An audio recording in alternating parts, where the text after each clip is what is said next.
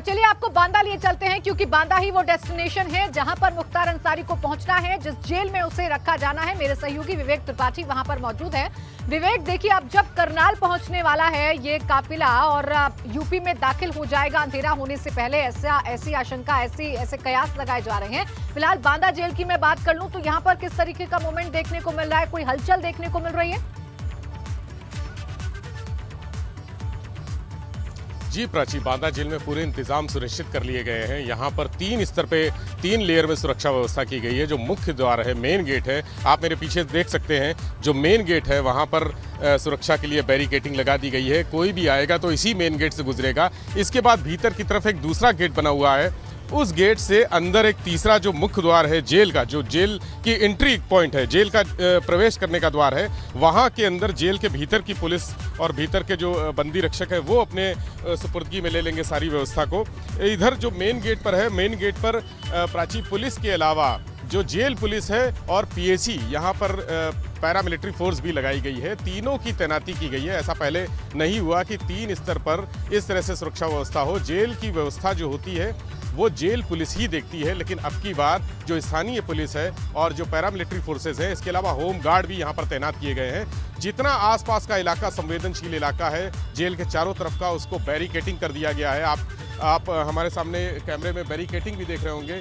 Jail के gate के बाहर बैरिकेटिंग लगी है और जो बगल में दुकानें खुली थी दोपहर तक, उन दुकानों को बंद कर दिया गया है, बंद करा दिया गया है। जो यहाँ पर मुलाकात तो नहीं हो रही है, लेकिन जो बंदी हैं, जो जेल में बंद हैं, उनके फैमिली के लोग जो सामान देने आते हैं, जो भोजन सामग्री देने आते हैं या कपड़े देने आते हैं, उनको भी वापस कर दिया गया है। सभी को यहाँ से लौटा दिया गया है। जेल की जो बाउंड्री है करीब 200 मीटर, उसमें भी जो गाड़ियां खड़ी होती थी, सारी गाड़ियों को हटाने के लिए स्थानीय पुलिस ने अभी निर्देश जारी किए हैं। और एक और बहुत महत्वपूर्ण बात यह है, नैनी जेल की पुलिस भी यहाँ पर आई थी। नैनी जेल की पुलिस, नैनी जेल की जो जेल पुलिस है और जेल के अधिकारी हैं वो यहाँ पर आए थे। उन्होंने अभी जेल के वरिष्ठ जो अधीक्षक हैं बांदा जेल के, उनसे मुलाकात की है, उनसे मुख्तार के आने के बारे में सारी चर्चा की है।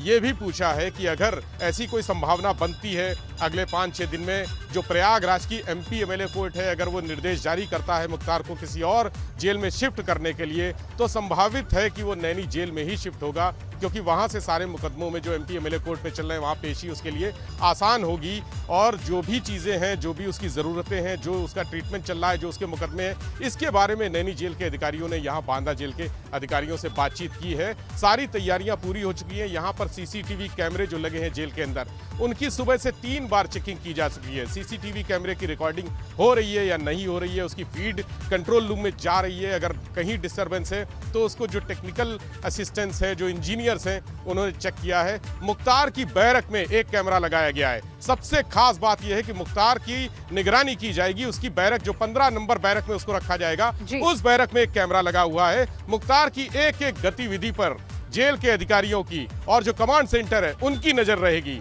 किसी भी हरकत से, किसी भी ऐसी कोई भी हरकत जो मुख्तार करेगा, वो सारे अधिकारियों की जानकारी में रहेगा। सारी सुरक्षा व्यवस्था जेल के अंदर से लेकर बाहर तक सब एकदम चाक चौबंद कर दी गई है। अभी कुछ देर पहले जो जिला स्तर के अधिकारी हैं, पुलिस अधिकारी हैं, उन्होंने भी जेल का निरीक्षण किया है, मुआयना किया है, सारी व्यवस्थाओं को परखा है, कहीं कोई कमी ना रह जाए, चूक ना रह जाए। जिस हिसाब से काफिला रोपड़ से निकला है, जिस स्पीड से वाहन चल रहे हैं, उससे यह साफ है कि देर रात तक यहाँ पहुँचने की उम्मीद है। जेल अधिकारियों का ये मानना है कि संभव है देर रात को मुख्तार को जेल में दाखिल किया जा सकता है। ये भी लेटेस्ट अपडेट हमको मिला है कि जिस 90 और 100 की स्पीड से काफिला चल रहा है, जब यूपी में काफिला प्रवेश करेगा, एक्सप्रेस वे पे जाएगा, तो 120-130 की स्पीड भी हो सकती है। इस स्पीड के हिसाब से अगर वो चलेगा काफिला, तो यहाँ पर रात तक मुख्तार आ सकता है। जो संभावना ये जताई जा रही हैं कि उसको रात में कहीं स्टे किया जाएगा, उन अधिकारियों का, सारे अधिकारियों का मानना है कि अगर इसी स्पीड से काफिले की गति जारी रही तो देर रात तक मुख्तार को जेल में दाखिल किया जा सकता है। जी प्राची। बिल्कुल, यानी देखिए अभी कुछ भी कह देना बहुत जल्दबाजी होगी, लेकिन जैसा कि आप जानकारी दे रहे हैं विवेक, अपने दर्शकों को एक बार फिर से बता दें कि जिस स्पीड से काफिला चल रहा है, उसको देखते हुए ये जरूर कहा जा रहा है कि देर रात तक मुख्तार अंसारी बांदा जेल में पहुंच सकता है। और इस बीच बड़ी खबर ये मिल रही है कि मथुरा पहुंच गए हैं ADG आगरा जोन राजीव कृष्ण। सुरक्षा व्यवस्था का जायजा लेने पहुंचे हैं राजीव कृष्ण। मुख्तार अंसारी के मूवमेंट का संभावित रूट है मथुरा। आगरा जोन का 90 किलोमीटर हिस्सा संभावित रूट है। 3 जिलों के इलाके संभावित रूट में शामिल हैं और इसीलिए पहुंच गए हैं अधिकारी। अब पूरी तरीके से मुस्तैद हैं और सुरक्षा व्यवस्था अब देखी जा रही है। सुरक्षा व्यवस्था का जायजा लिया जा रहा है। मथुरा पहुंचे हैं एडीजी आगरा जोन राजीव कृष्ण, जो कि सुरक्षा व्यवस्था का जायजा ले रहे हैं और सुरक्षा व्यवस्था का जायजा उन जिलों का लिया जा रहा है जो इन संभावित रूट में शामिल हैं, जहां से होकर मुख्तार अंसारी का ये काफिला गुजर सकता है। लेकिन बहरहाल जिस स्पीड से ये काफिला चल रहा है पुलिस का, उससे उम्मीद जरूर जताई जा रही है कि रात तक मुख्तार अंसारी को बांदा जेल में दाखिल किया जा सकता है, क्योंकि अभी भी 90 की स्पीड 80 से 90 की स्पीड से जो गाड़ियां हैं वो चल रही हैं। और अभी सबसे पहला जो ध्येय है, जो उद्देश्य है, वो ये है कि यूपी की सीमा में शाम होने से पहले, अंधेरा होने से पहले दाखिल करा लिया जाए और फिर उसके बाद स्पीड और ज्यादा पकड़ सकता है, ऐसा एक्सपर्ट्स मानते हैं, ऐसा वो लोग मान रहे हैं जो पुलिसिया कार्यशैली को समझते हैं। और अनिल मेरे सहयोगी जुड़ गए मथुरा से ज्यादा जानकारी के साथ। अनिल, देखिए एडीजी जोन पहुंच गए हैं, आगरा पहुंच गए हैं मथुरा में। फिलहाल वहां पर किस तरीके से तैयारियां की जा रही हैं, किस तरीके से सुरक्षा व्यवस्था को जांचा परखा जा रहा है?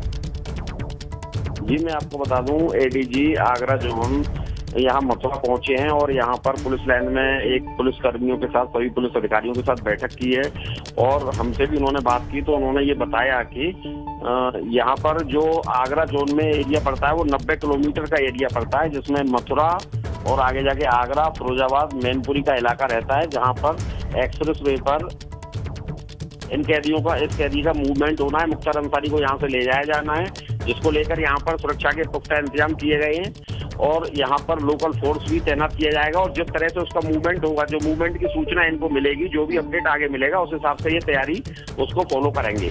जी, शुक्रिया आपका तमाम जानकारी के लिए अनिल। तो देखिए मथुरा में पहुंचे हैं एडीजी आगरा जोन और वो वहां पर जायजा ले रहे हैं सुरक्षा व्यवस्था का, क्योंकि 90 किलोमीटर का वो इलाका है जो पड़ेगा इस रूट में। और फिलहाल एक्सक्लूसिव तस्वीरें आप उस काफिले के देख सकते हैं, आप उस कॉन्वॉय के देख सकते हैं जो मुख्तार अंसारी को लेकर यूपी की तरफ तेजी से बढ़ रहा है। एम्बुलेंस इसमें बीच में चल रही है और पूरी तरीके से मुस्तैदी के साथ सुरक्षा व्यवस्था के साथ लेकर आया जा रहा है मुख्तार अंसारी को। और अब जो संभावना जताई जा रही है वो ये जताई जा रही है कि आज देर रात तक बांदा जेल में मुख्तार अंसारी को दाखिल किया जा सकता है। फिलहाल करनाल पहुंचने वाला है, ऐसी जानकारी मिल रही है। जो ताजा अपडेट है वो ये है कि ये जो काफिला है वो करनाल पहुंचने वाला है और सबसे जो बड़ा अभी फिलहाल उद्देश्य है वो ये है कि यूपी सीमा में दाखिल हो जाए समय रहते ये जो काफिला है, और फिर उसके बाद आगे किस तरीके का रूट रहेगा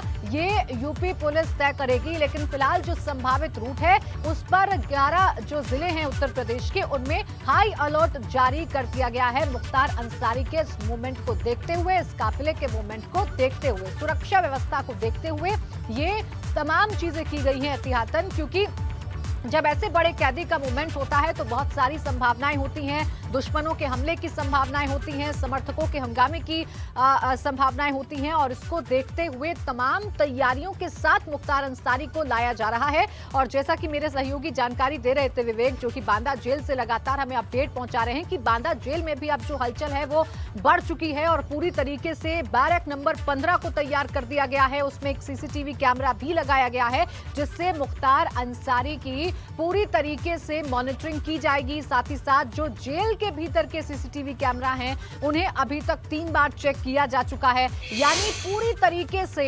एहतियात बरते जा रहे हैं और कोशिश की जा रही है कि जल्द से जल्द बांदा जेल में मुख्तार अंसारी को दाखिल करा दिया जाए। वो मुख्तार अंसारी जो कि बीते 2 साल से पैंतरेबाजी कर रहा था, जो यूपी नहीं आना चाह रहा था, जिसके अंदर अब यूपी पुलिस का खौफ साफ तौर पर देखने को मिल रहा है। देखिए 2 तस्वीरें आपके टेलीविजन स्क्रीन पर हैं। एक तस्वीर है मुख्तार के काफिले की लाइव तस्वीरें जो कि पल पल हम आप तक पहुंचा रहे हैं, और जो दूसरी तस्वीर है वो मुख्तार की आज की पहली तस्वीर है जब पंजाब की रोपड़ जेल से वो बाहर निकला है, उसे एम्बुलेंस में बिठाया गया है। आप देख सकते हैं व्हाइट कुर्ते पैजामे में वो बैठा हुआ है, हाथ में महंगी घड़ी उसने जरूर पहन रखी है, जिसके बाद आप खुद कयास लगा सकते हैं कि वो क्यों पंजाब की रोपड़ जेल को नहीं छोड़ना चाहता था, वो क्यों यूपी नहीं वापस आना चाहता था। बहरहाल सुप्रीम कोर्ट के आदेश के बाद अब मुख्तार अंसारी यूपी पुलिस की कस्टडी में है। यूपी पुलिस के काफिले पर सबसे ताजा अपडेट आप तक पहुंचा दे। करनाल से सिर्फ 12 किलोमीटर दूर है वो काफिला जिसमें मुख्तार अंसारी है। यूपी पुलिस का वो काफिला जिसमें मुख्तार अंसारी को लेकर आया जा रहा है और मुख्तार अंसारी को यूपी की बांदा जेल लेकर आया जा रहा है। तो ये अब तक का ताजा अपडेट आप तक पहुंचा दें। करीब 150 किलोमीटर की दूरी अब पूरी हो चुकी है, यानी 2:05 पर बांदा के लिए निकला था ये जो काफिला है पंजाब की रोपड़ जेल से, और अब तक 150 किलोमीटर की दूरी पूरी की जा चुकी है। और ताजा अपडेट ये है कि करनाल से सिर्फ 12 किलोमीटर दूर है ये काफिला जिसमें मुख्तार अंसारी शामिल है। यूपी का वो नंबर 1 डॉन जिसकी एक जमाने में उत्तर प्रदेश में तूती बोला करती थी, जो कि आतंक का पर्याय बन चुका था। अब उसे अपने हर एक गुनाह का उसे फल मिलेगा, उसके हर एक गुनाह की सजा अब मुख्तार अंसारी को मिलेगी। और इसके लिए जरूरी था उसका उत्तर प्रदेश आना, और 2 साल से ज्यादा चली जद्दोजहद के बाद अब finally Mukhtar Ansari UP custody में आ चुका है, यूपी पुलिस की कस्टडी में आ चुका है।